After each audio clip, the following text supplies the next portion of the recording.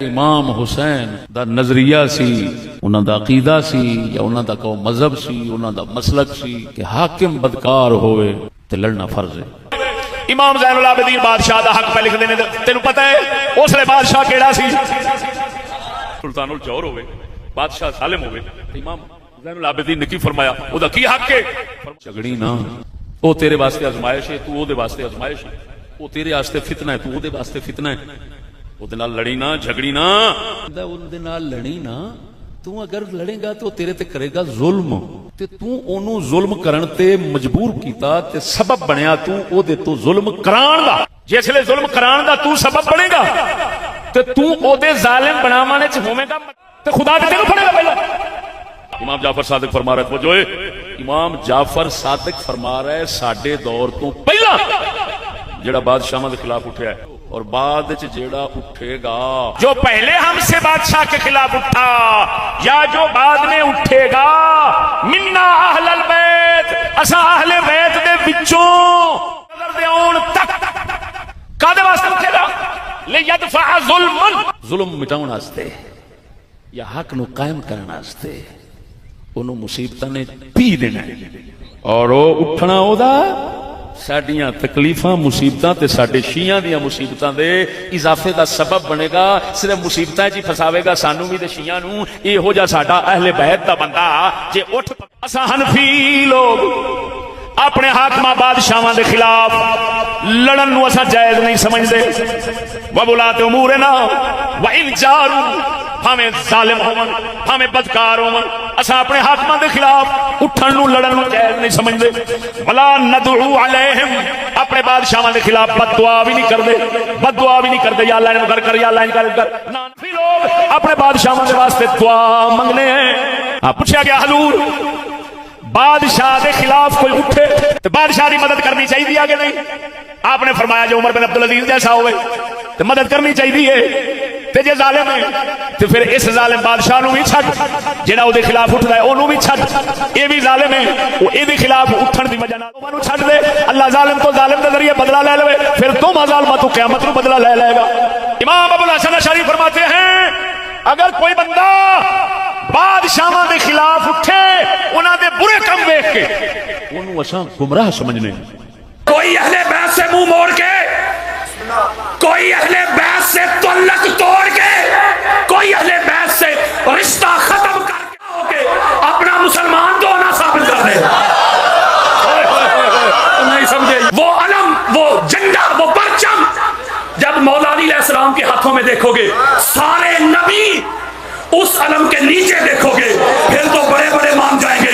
جب پاک زہرا کی آمد پہ انبیاء کرام کی گردنیں جھکی دیکھو گے، جب جنت کے دروازے کھٹکھٹائے جائیں گے، اندر سے علی علی علی کی صدائیں آئیں گی، پھر تو بڑے بڑے مان جائیں گے۔ جب جنت کے مرکزی دروازے پہ علی ولی اللہ کی پرچی چیک کی جائے گی، پھر تو بڑے بڑے مان جائیں گے۔ جب پل صراط سے گزرو گے، علی ولی اللہ کے نعرے کے بغیر جب کوئی گزرے گا نہیں، کسی کو گزر، پھر تو بڑے بڑے مان جائیں گے۔ اس وقت کا ماننا کام نہیں آئے گا۔ آج لے ان کی پناہ، آج مدد مانگ ان سے، کل نہ مانیں گے قیامت کو گھر مان گیا، آج ماننا ہوگا۔ ان کو شیعہ سنی سے نکل کر سمجھنے کی کوشش کرو۔ اور میں آپ کو جنمن بات بتاتا ہوں، آقا علیہ الصلوۃ والسلام کی بے شمار حدیث ہیں، ان کا مفہوم دینے لگا ہوں نبی کے ساتھ، اور آپ کے سامنے سنی کھڑا، میں دنیا میں اصل سنیت کا چہرہ لوگوں کو دکھاتا ہوں۔ یار لوگوں نے جو سنیت کا چہرہ بگاڑ کے پیش کیا نا، جب اہل بیت اطہار کے دشمنوں کے قصیدے پڑے گئے اس ممبر اس سٹیج پہ، آپ کے دل میں سنیوں کے لیے دل میں نفرت پیدا ہو گئی۔ میں دنیا کو کتابیں ایسے کھول کھول کے دکھائی ہے، سنی وہ ہوتا ہے جس کے دل میں بھی حسین ہو، جس کے ہونٹوں میں بھی حسین ہو۔ اس لیے میں آپ کو ذمہ داری کے ساتھ یہ نچوڑ دینے لگا ہوں۔ بے شمار حدیث ہیں، میرے آقا نے فرمایا اہل بیت اطہار کو ماننے کی ایک پہچان بیان کی۔ ہم سمجھتے ہیں کہ شاید، اور یہ میں سنی ہو کے کہہ رہا ہوں، کبھی کبھی میں سوچتا ہوں یہ میری بات ہے، کوئی بندہ اختلاف بھی کر سکتا ہے، مولوی صاحب لڑائی نہ کرے، اس پہ اختلاف کا حق ہے، میری اپنی یہ تحقیق یا میری سوچ ہے۔ کبھی کبھی میں جب رات کو سوتا ہوں یا لیٹتا ہوں میں نے کئی ایسے مناظر دیکھے. مثلا آپ کو پتا ہے 1-2 سال پہلے جب یہ کرونا یعنی کووڈ-19 اس کی وبا پھیلی عروج پہ تھی تو بڑے بڑے محبت کے دعوے دار چھوڑ گئے, سوشل ڈسٹنس پہ آ گئے, وہ بیویاں چھوڑ گئی, بال بچے چھوڑ گئے, بھائی بہنیں چھوڑ گئی, سوشل ڈسٹنس. کیوں؟ کہ جان بڑی پیاری ہے. اب اس سال کی بات نہیں کر رہا, اس سے پچھلے سال کی, جب یہ پورے عروج پہ تھا, جب لاک ڈاؤن, بڑی سختی, لوگ ڈرے ہوئے, گھروں سے باہر ہی نہیں نکل رہے. ایسے حالات میں میں نے جب 21 رمضان کا دن دیکھا نا, میں یہ ممبر پہ ہاتھ رکھ کے کہہ رہا ہوں واللہ باللہ تعالی, میں نے سوچا مولا یہ شیعہ قوم کس مٹی سے بنی ہے. 21 رمضان کو آپ نے باہر نکل کے, کوئی کچھ نہیں تھا, دنیا کو باہر نکل کے شیعہ قوم نے ایک پیغام دیا, اور یہ میں سنی ہو کر کہہ رہا ہوں, آپ نے دنیا کو میسج دیا, یہ پیغام دیا کہ جان بڑی پیاری ہے مگر علی جان سے بھی پیارا ہے. اس گھر کو ماننے کی میرے آقا نے ایک شرط بیان کی, یہ بیان کر کے پھر عید ختم. میرے آقا نے فرمایا اس گھر کو ماننے کی جو شرط ہے, ہم نے ان کو شیعہ سنی میں الجھایا ہوا ہے. ہم سمجھتے ہیں جو اہل بیت کو مانتے ہیں شیعہ, اس گھر کو ماننے کے لیے شیعہ ہونا ضروری نہیں, نہ دیوبند, نہ اہل حدیث, نہ سخی, نہ زاہد, نہ عابد, نہ متقی, نہ پرہیزگار, نہ حاجی. جاگو ذرا. جی آقا سن, میرے آقا نے فرمایا میری اہل بیت کو ماننے کی ایک شرط ہے. جی آقا, میرے آقا نے فرمایا ماں کا نیک ہونا ضروری ہے, باپ کا ایک ہونا ضروری ہے. حدیث دے رہا ہوں یار, اس کا مطلب ہے کہ اہل بیت کو او پایا, اگر دل میں اہل بیت کی محبت نہیں نا تے فتوے نہ لگا, اور بحث نہ کر, جا کے ماں کو سوال کر. ہائے ہائے ہائے, نہیں سمجھے یار, آپ بڑی خاص بات دینے لگا ہوں. یہ حدیث آ گئی, یہ جب حدیث آ گئی نا, اہل بیت کو نیک ماں کی اولاد مانتی ہے. اب توجہ ذرا میری طرف رکھنی ہے آپ نے. اب جس نے اہل بیت, بڑی خاص بات دے رہا ہوں, جو اہل بیت کے دشمن اور منکر تھے, ذرا ان کے شجرے کھولو. سمجھے نہیں میری بات. جو اہل بیت کے دشمن اور منکر تھے, بخاری میں دیکھ لیں, مسلم میں, ابو داؤد میں, نسائی میں, ترمذی میں, حاکم میں, قسطلانی, اسقلانی, سیوطی, بیہقی, طبرانی, قاضی عیاض, ابن حجر, شافعی, احمد بن حنبل, مالک, باجدین بسطامی, بشر الحافظ, ذنون مصری, اویس کرنی, حسن بصری, جنید بغدادی, حدیث کی, تاریخ کی, ہسٹری کی کوئی کتاب لے کے آؤ میرے سامنے, جس نے پاک زہرا کے پاک گھر کو نہ ماں ایک تھی نہ باپ ایک تھا,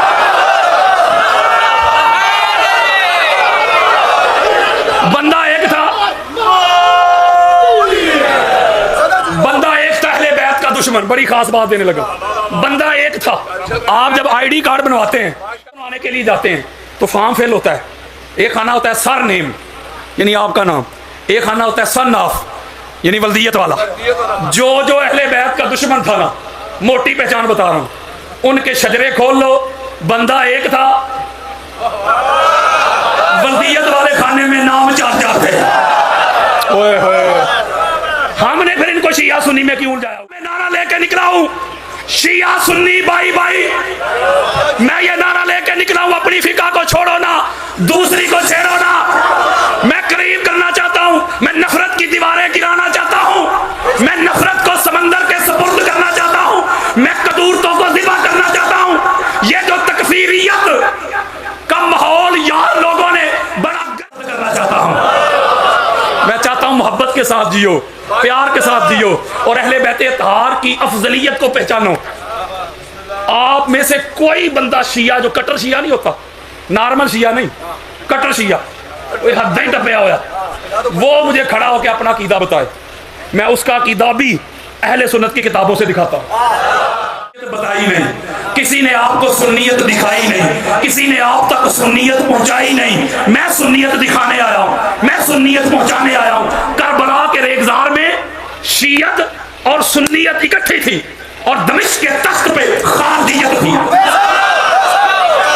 اس لیے کرنا چاہتے ہیں جو اسلام کے دو عظیم بازو ہیں, دو عظیم قوتیں ہیں, سنی اور شیعہ. اور پائیا یہ سنی اور شیعہ ملے, ایک شیعہ لیڈر تھا اور قائد اعظم محمد علی جناح, شیعہ لیڈر, سنی بھی ساتھ, دیوبند بھی ساتھ, اہل حدیث بھی ساتھ. شیعہ سے اتنی نفرت نا جس کو اور کچھ نہ کرے کم از کم پاکستان, اس لیے کہ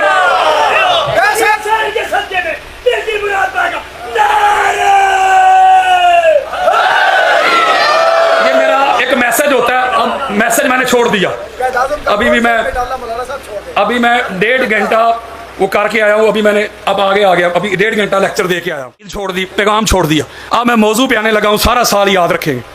آپ لوگوں کا مہمان بھی اتنی دور سے چل کے آیا ہوں. میں جو کچھ سناؤں گا نا مجلس پاک سے اٹھ کے, کوئی بزرگ, کوئی بھائی, کوئی میرا بیٹا چائے کی دکان پہ بیٹھ کے اگر مگر نہ کرے, چائے کی دکان کرے, میں باہر نکلوں گا, مجھ سے ملے, میں حوالہ دکھا کے جاؤں گا, بعد میں فطور نہ ڈالے.